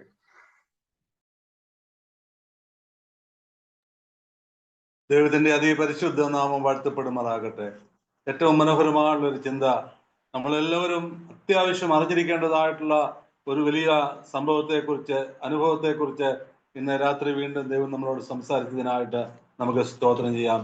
കഴിഞ്ഞ ആഴ്ച പ്രിയ സാംജി ബ്രദറും ഇതേ ഭാഗം തന്നെ ഏകദേശം നമുക്ക് ഇതേ അർത്ഥത്തിൽ വരുന്നതായിട്ടുള്ള വിഷയങ്ങളെക്കുറിച്ച് പറഞ്ഞിട്ട് താൻ അവസാന വാക്യത്തിൽ ഇങ്ങനെ ഓർപ്പിച്ചു, കർത്താവിൻ്റെ ദിവസമോ കള്ളനെ പോലെ വരും. അന്ന് ആകാശം കൊടുമുഴുക്കത്തോടെ ഒഴിഞ്ഞു പോകും, മൂലപദാർത്ഥങ്ങൾ കത്തിയൊഴിയുകയും ഭൂമിയും അതിലുള്ള പണികളൊക്കെയും വെന്ത പോവുകയും ചെയ്യും. എന്നിട്ട് അവിടെ താഴോട്ട് കടന്നു വന്നപ്പോൾ പറയുക, നമ്മളെക്കുറിച്ച് കർത്താവ് എന്തുവാ ആഗ്രഹിക്കുന്നത്? 2 പത്രോസ് 3-ാം അധ്യായത്തിന്റെ 14-ാമത്തെ വാക്യത്തിൽ പ്രകാരം നമ്മളെ ഓർപ്പിക്കുന്നു, അതുകൊണ്ട് പ്രിയമുള്ളവരെ, നിങ്ങൾ ഇവയ്ക്കായി കാത്തിരിക്കയാൽ അവൻ നിങ്ങളെ കറയും കളങ്കവുമില്ലാത്തവരായി സമാധാനത്തോടെ കാണാൻ ഉത്സാഹിച്ചും കൊണ്ട് നമ്മുടെ കർത്താവിന്റെ ദീർഘക്ഷമയെ രക്ഷ എന്ന് വിചാരിപ്പീൻ. ഇന്ന് അനേകർ ചോദിക്കുന്ന ചോദ്യമാണ്, 2000 വർഷമായിട്ട് പറയുന്നല്ലോ കർത്താവ് വരുന്നു വരുന്നു എന്ന്. എവിടെയാ കർത്താവ് വന്നത്? അല്ലെങ്കിൽ കർത്താവ് വരാൻ പോകുന്നില്ല എന്ന് ഇന്ന് അനേക പഠിപ്പിക്കുന്ന ക്രിസ്ത്യാനികളെ പോലും നമുക്ക് കാണുവാനായിട്ട് കഴിയും. അതിൻ്റെ നടുവിൽ ഇവിടെ വളരെ വ്യക്തമായിട്ട് ദൈവത്തിന്റെ വചനം ഓർപ്പിക്കുക, അതെ, നമ്മുടെ കർത്താവിന്റെ ദീർഘക്ഷമയെ രക്ഷയെന്ന് വിചാരിപ്പീൻ. ഒന്നോർത്ത് നോക്കിക്കേ, ഞാനും നിങ്ങളും മാനസാന്തരപ്പെട്ടില്ലെങ്കിൽ നമുക്ക് നഷ്ടപ്പെടുന്നത് കർത്താവിന്റെ രക്ഷയാ. അതുകൊണ്ട് ആ രക്ഷ വിടുവാനായിട്ട് ആഗ്രഹിച്ചുകൊണ്ട് ചിലരെയും തീയിൽ നിന്ന് വലിച്ചെടുക്കുവാൻ കൊണ്ട് കർത്താവ് ആഗ്രഹിച്ചുകൊണ്ട് നമുക്ക് ആ രക്ഷയുടെ പദ്ധതി ഒരുക്കുക. ഇവിടെ നമ്മളെക്കുറിച്ച് അവിടെ പറഞ്ഞപ്പോൾ അത് പ്രിയ അച്ഛൻ പല പ്രാവശ്യം നമ്മളെ ഓർപ്പിച്ചു, ബുദ്ധിയില്ലാത്തവരും ബുദ്ധികെട്ടവരും നമ്മളുടെ വ്യത്യാസം എന്തുവാ? 2 പേരുടെയും വിളക്കിൽ എണ്ണയുണ്ടായിരുന്നു, എന്നാൽ അവിടെ അവർക്ക് കത്തിക്കുകയും ചെയ്തു. നമ്മൾ അതിന്റെ 9-ാമത്തെ വാക്യത്തിൽ ബുദ്ധിയുള്ളവരും ബുദ്ധിയില്ലാത്തവരും, അതിന്റെ 8-ാമത്തെ വാക്യത്തിൽ പറയുന്നത് എല്ലാവരും എഴുന്നേറ്റ് വിളക്ക് തെളിയിച്ചു. മണവാളൻ വന്നപ്പോൾ എല്ലാവരും വിളക്ക് തെളിയിച്ചു, എല്ലാവരും വിളക്ക് കത്തി. എന്നാൽ 5 പേരുടെ വിളക്ക് കെട്ടുപോയി. അതാണ് അവരുടെ പ്രശ്നം. അവർക്ക് കത്തിക്കാനുള്ളതുണ്ട്. നമ്മളൊക്കെ ആരാധനയിൽ എഴുന്നേറ്റ് നിന്നങ്ങ് കത്തിക്കും, എന്നാൽ കത്തി നിൽക്കാനുള്ള അത് തുടർന്ന് കൊണ്ടുപോകാനുള്ള എണ്ണ നമ്മുടെ വിളക്കിലില്ല. അതാണൊക്കെ നമ്മുടെ പരാജയം. പലപ്പോഴും നമ്മുടെ സ്തോത്രവും ഹല്ലേലൂയയൊക്കെ കേട്ട് കഴിഞ്ഞാൽ നമ്മുടെ വിളക്കിലൊക്കെ എണ്ണ നിറഞ്ഞിരിക്കുകയാണ് നമ്മുടെയൊക്കെ വിചാരം. എന്നാൽ ഇത് കത്തിക്കാനുള്ളതേ ഉള്ളൂ. വെള്ളൂരുടെയും വിളക്ക് വേണമെങ്കിൽ ഒന്ന് കത്തിച്ചു കൊടുക്കാം, എന്നാൽ കത്തി നിൽക്കാനുള്ളത് നമ്മുടെ ജീവിതത്തിലുണ്ടോ? തുടർമാനമായിട്ട് കത്തി നിൽക്കുന്ന വിളക്കുണ്ടെങ്കിൽ മാത്രമേ അവിടെ മണവാളന്റെ കൂടെ എതിരേൽപ്പാനായിട്ട് കഴിയത്തുള്ളൂ എന്നുള്ളത് ഞാൻ നിങ്ങളെ മറന്നുപോകരുത്. അവിടെ പറയുക, എന്നാൽ ബുദ്ധിയുള്ളവരോട് ഞങ്ങളുടെ വിളക്ക് കെട്ടുപോകുന്നു.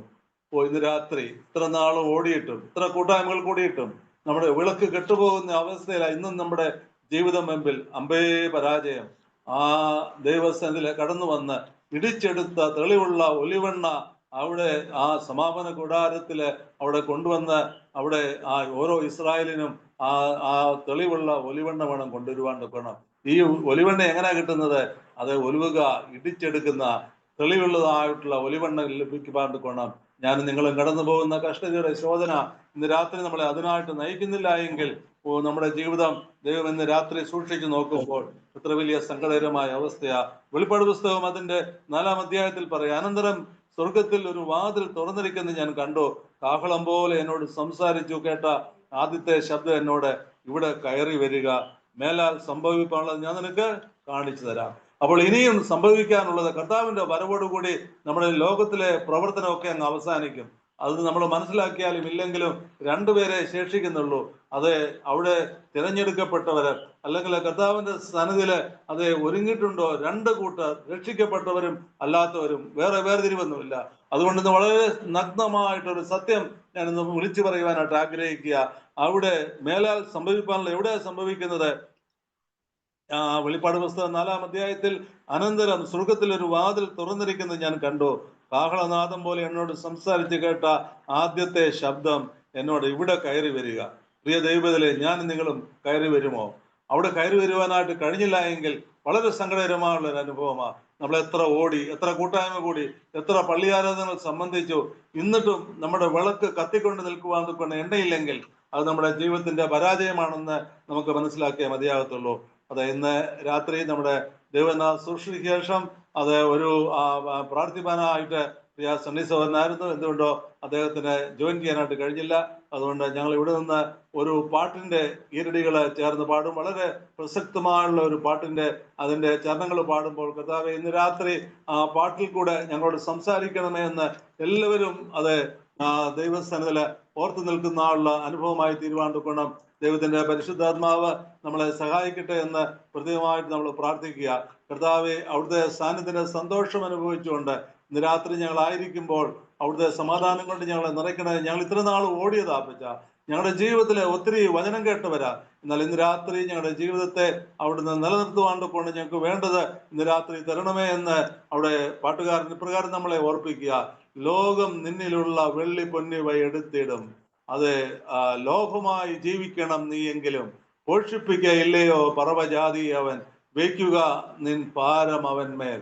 അതെ, ഇന്ന് രാത്രി നമുക്ക് നമ്മുടെ ഭാരം കർത്താവിന്റെ സന്നിധിയിൽ വെച്ചുകൊണ്ട് നമുക്ക് ദൈവകരങ്ങളിലേക്ക് സമർപ്പിക്കാം. ഇതിന്റെ എല്ലാ ചരണങ്ങളും പാടണം താല്പര്യമുണ്ട്. എന്നാൽ ശ്രമിച്ചിരിക്കുന്നുണ്ട് അതിന്റെ 1-2 ചരണങ്ങൾ മാത്രം പാടുവാനായിട്ട്. അത് പാട്ട് പാടുമ്പോൾ എല്ലാവരും അത് ആ ലിറിക്സ് നോക്കി ശ്രദ്ധിച്ചിരിക്കണമേ എന്ന് ഓർപ്പിക്കുക. വളരെ അർത്ഥവത്തായിട്ടുള്ള ഒരു പാട്ടാണ്. ലോകം നിന്നിലുള്ള വെള്ളി പൊന്നിവായെടുത്തു പിൻ ലോഭമായി ജീവിക്കണം നീയെങ്കിലും, പോഷിപ്പിക്കയില്ലയോ പറവജാതിയെ അവൻ, വയ്ക്കുക നിൻ ഭാരമാവൻ പാദത്തിൽ, വയ്ക്കുക വയ്ക്കുക വയ്ക്കുക നിൻ ഭാരമാവൻ പാദത്തിൽ. സംശയം കൂടാതെ വിശ്വസിക്കുമെങ്കിൽ രക്ഷകൻ നിശ്ചയം സ്വതന്ത്രനാക്കും നിന്നെയും. സംശയം കൂടാതെ വിശ്വസിക്കുമെങ്കിൽ രക്ഷകൻ നിശ്ചയം സ്വതന്ത്രനാക്കും നിന്നെയും.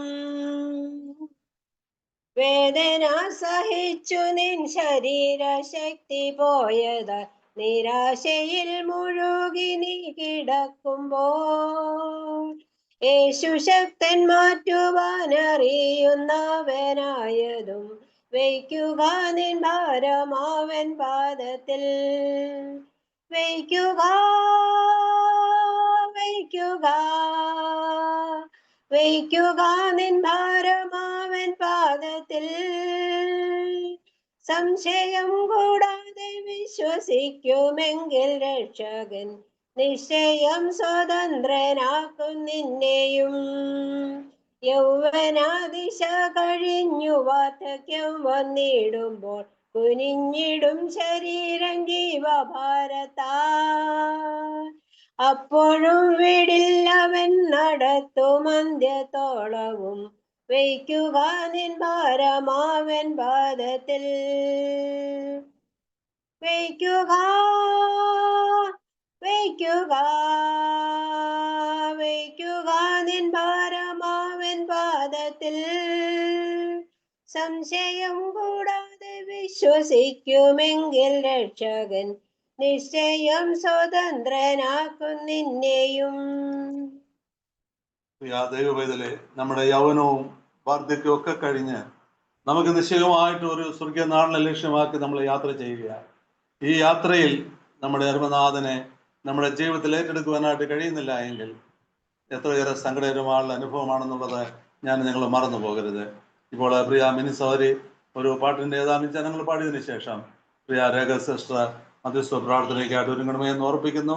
ദൈവകരങ്ങളിലേക്ക് നമ്മളെ സമർപ്പിച്ചിട്ടുണ്ട്. അപ്പം ഇന്ന് രാത്രി ഞങ്ങളെ കേൾപ്പിച്ച വചനം, സംസാരിച്ച ദൈവവേദല കർത്താവേ, പ്രിയ അച്ഛനെ ദൈവം ഇന്ന് രാത്രി സന്തോഷത്തോടെ നിർത്തുവാണ്ടുകൊണ്ടും ദൈവം സഹായിക്കുന്ന അനുഭവമായി തീർക്കുവാണ്ടുകൊണ്ടും ദൈവകരങ്ങളിലേക്ക് നമ്മളെ സമർപ്പിക്കാം. മിനി സഹോദരി പാട്ട് പാടിക്കാത്ത മാനവരെ രക്ഷിച്ചിടുവാനായി വാനത്തിൽ നിന്നേഹത്തിൽ വന്നുതാൻ ജീവനേകിയോനേശു ഭൂമിൽ തിരികെ വരും. വേഗമേശുരക്ഷകനാഗമിച്ചിടും മേഘമതാം വാഹനേ. വേഗമേശുരക്ഷകനാഗമിച്ചിടും മേഘമതാം വാഹനേ. തൻ ശുദ്ധരെ ആകാശക്കൂട്ടുവാൻ യേശു വരുന്നു താമസം വിനാ. പാർത്താലത്തിൽ നിന്നവൻ ചേർത്തിടും തൻ സന്നിധാ. മേഘമേശുരക്ഷകനാഗമിച്ചിടും മേഘമതാം വാഹനേ. മേഘമേശുരക്ഷകനാഗമിച്ചിടും മേഘമതാം വാഹനേ.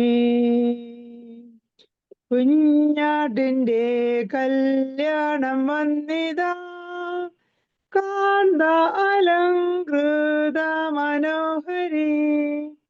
ക്ഷണിക്കപ്പെട്ടോരെല്ലാം ധന്യരഹോ എന്നുമേ. വേഗമേശുരക്ഷകനാഗമിച്ചിടും മേഘമതാം വാഹനേ. വേഗമേശുരക്ഷകനാഗമിച്ചിടും മേഘമതാം വാഹനേ.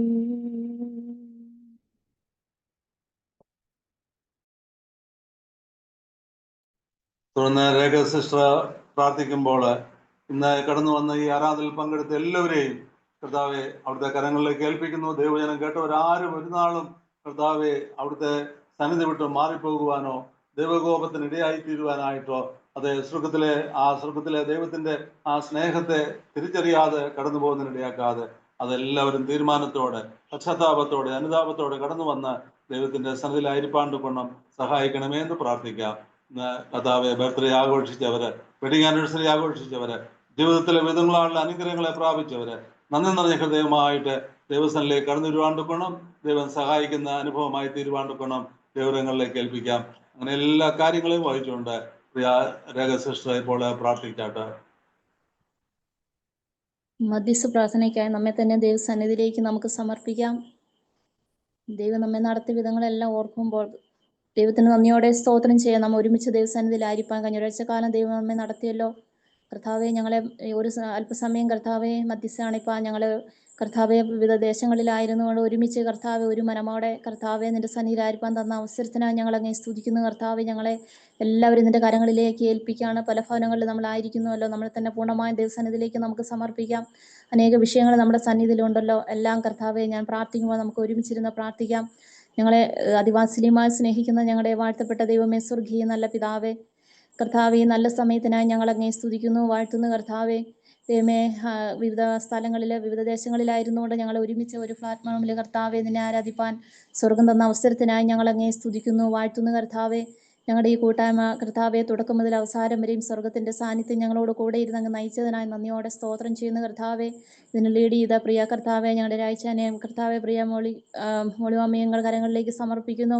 കർത്താവെ കുടുംബാതിൻ്റെ കുഞ്ഞുങ്ങളെ ദൈവം മാനിച്ചു ഇത്രത്തോളം നടത്തി അവരുടെ ശുശ്രൂഷകളൊക്കെ അനുഗ്രഹമാക്കുന്നതിനായി സ്തോത്രം ചെയ്യുന്നു. കുടുംബമായ ദൈവം അനുഗ്രഹിക്കുകയും മാനിക്കുകയും ചെയ്യണമെന്ന് ഞങ്ങൾ പ്രാർത്ഥിക്കുന്നു. കർത്താവെ കുഞ്ഞുങ്ങളെ മൂന്നുപേരെയും കുടുംബങ്ങളായി ഏൽപ്പിക്കുന്നു. പ്രത്യേകിച്ച് ആൽവിനെ ഓർത്ത് പ്രാർത്ഥിക്കുന്നു. കർത്താവ് ദൈവം അനുഗ്രഹിക്കണം. പ്രിയ പൈതലിൻ്റെ ആവശ്യങ്ങൾ അങ്ങ് അറിയുന്നുവല്ലോ, ദൈവം പ്രവർത്തിക്കണമെന്ന് ഞങ്ങൾ പ്രാർത്ഥിക്കുന്നു. അതുപോലെ ഇന്ന് കർത്താവെ ഹല്ലേലൂയ ദൈവമേ സ്തോത്രം. ഇന്ന് കർത്താവെ ഈ മീറ്റിങ്ങിൽ പങ്കെടുക്കുന്ന ഓരോ കുടുംബങ്ങളെയും ഓരോ വ്യക്തികളെയും ഞങ്ങൾ ഞങ്ങളുടെ കരങ്ങളിലേക്ക് സമർപ്പിക്കുന്നു.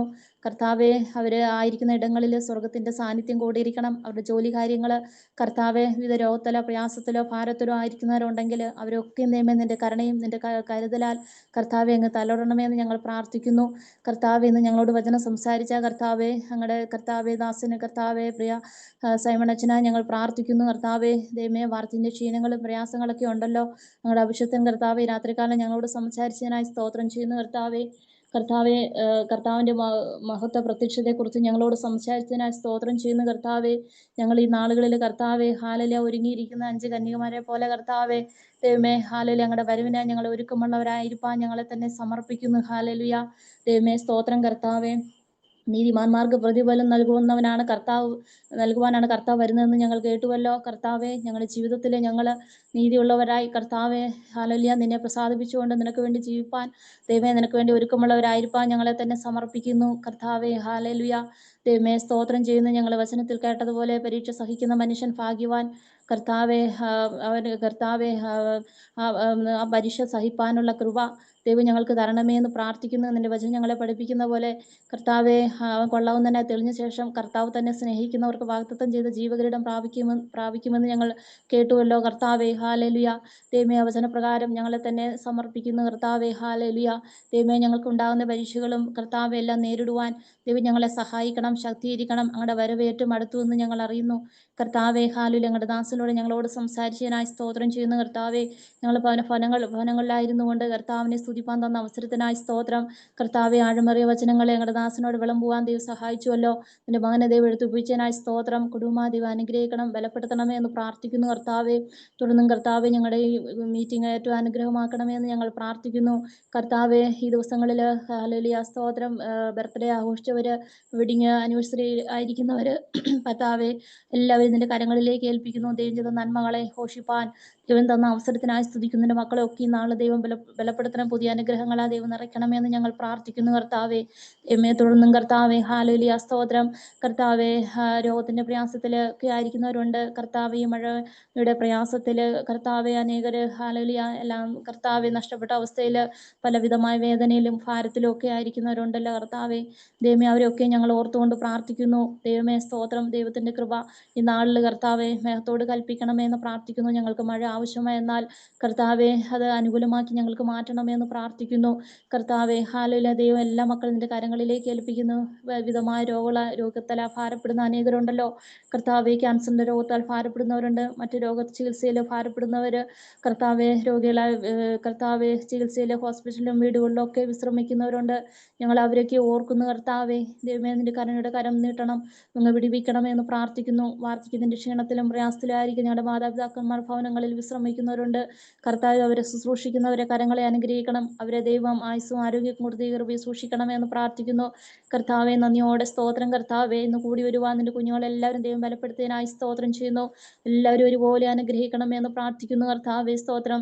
പഠിക്കുന്ന കുഞ്ഞുങ്ങളെല്ലാം ഞങ്ങൾ ഓർത്തുകൊണ്ട് പ്രാർത്ഥിക്കുന്നു. കർത്താവെ വിവിധ സ്ഥാനങ്ങളിൽ വിവിധ ഇടങ്ങളിൽ കർത്താവെ വിവിധ കോളേജുകളിലൊക്കെ ആയിരിക്കേണ്ട കുഞ്ഞുങ്ങളൊക്കെ ഓർത്തുകൊണ്ട് പ്രാർത്ഥിക്കുന്നു. കർത്താവെ ദൈവം അവരൊക്കെ ദൈവകൃപയെ നടത്തണം, മാനിക്കണമേ എന്ന് പ്രാർത്ഥിക്കുന്നു. കർത്താവെ ഞങ്ങളുടെ കുഞ്ഞുങ്ങളും ദൈവമേ നിന്റെ വരവിന് കർത്താവെ ഒരുക്കമുള്ളവരായി കർത്താവെ സ്തോത്രം ആയിരിക്കുന്നിടങ്ങളിലൊക്കെയും കർത്താവിന് വേണ്ടി ദൈവമേ ജീവിക്കുന്നവരായി ദൈവം ഓരോ കുഞ്ഞുങ്ങളെയും മാറ്റണമേ എന്ന് പ്രാർത്ഥിക്കുന്നു.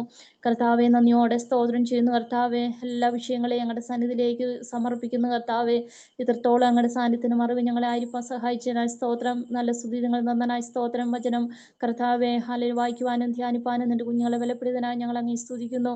കർത്താവെ ഹാലലിയ സ്തോത്രം. ഓരോ ശുശ്രൂഷ ചെയ്ത എൻ്റെ കുഞ്ഞുങ്ങളെ ദൈവമേ ധാരാളമായ ദൈവം അനുഗ്രഹിക്കണം. ഇനിയും ആവശ്യമായ ദൈവകൃപ കൊടുക്കണമേ എന്ന് പ്രാർത്ഥിക്കുന്നു. കർത്താവെ ദൈവമേ നിന്റെ കൃപയിൽ എല്ലാവരെയും നിറയ്ക്കണമേ എന്ന് പ്രാർത്ഥിക്കുന്നു. കർത്താവെ ഹാലലിയ ദൈവമേ സ്തോത്രം ചെയ്യുന്ന കർത്താവെ ഞങ്ങൾ കേട്ട വചനം ഞങ്ങളുടെ ജീവിതത്തിൽ അനുഗ്രഹമായി തീരുവാൻ ദൈവം ഞങ്ങളെ സഹായിക്കണമേ എന്ന് പ്രാർത്ഥിക്കുന്നു. കർത്താവെ ഹാലലിയ എല്ലാ വിഷയങ്ങളെയും ഞങ്ങളുടെ സന്നിധിയിലേക്ക് സമർപ്പിക്കുന്നു. കർത്താവെ പ്രാർത്ഥന കേട്ടതിനായി സ്തോത്രം. സകലതും യേശു ക്രിസ്തുവിന്റെ നാമത്തിൽ തന്നെ. സ്വർഗസ്നായ ഞങ്ങളുടെ പിതാവേ, തിരുനാമം പരിശുദ്ധമാക്കപ്പെടണമേ, രാജ്യം വരണമേ, ഇഷ്ടം സ്വർഗത്തിലെ പോലെ ഭൂമിയിലാകണമേ. ഞങ്ങൾക്ക് ആവശ്യമുള്ള ആഹാരം തരണമേ. കടക്കാരോട് ഞങ്ങൾ ക്ഷമിക്കുന്ന പോലെ കടന്ന് ദോഷം ക്ഷമിക്കണമേ. ഞങ്ങളെ പരീക്ഷ പ്രവേശിപ്പിക്കുക, ദുഷ്ടം ഞങ്ങളെ വിടിയിക്കണമേ. രാജ്യവും ശക്തിയും മഹത്വവും എന്നേക്കുള്ളതാകുന്നു. ആമേൻ. കർത്താവേ ശുശ്രൂഷയുടെ കൃപയും പിതാവായ ദൈവത്തിന്റെ സ്നേഹവും പരിശുദ്ധാത്മാവിന്റെ നിരന്തരമായ കൂട്ടായ്മയും ഇപ്പോഴും എന്നേക്കും ഉണ്ടായിരിക്കുമാറാകട്ടെ.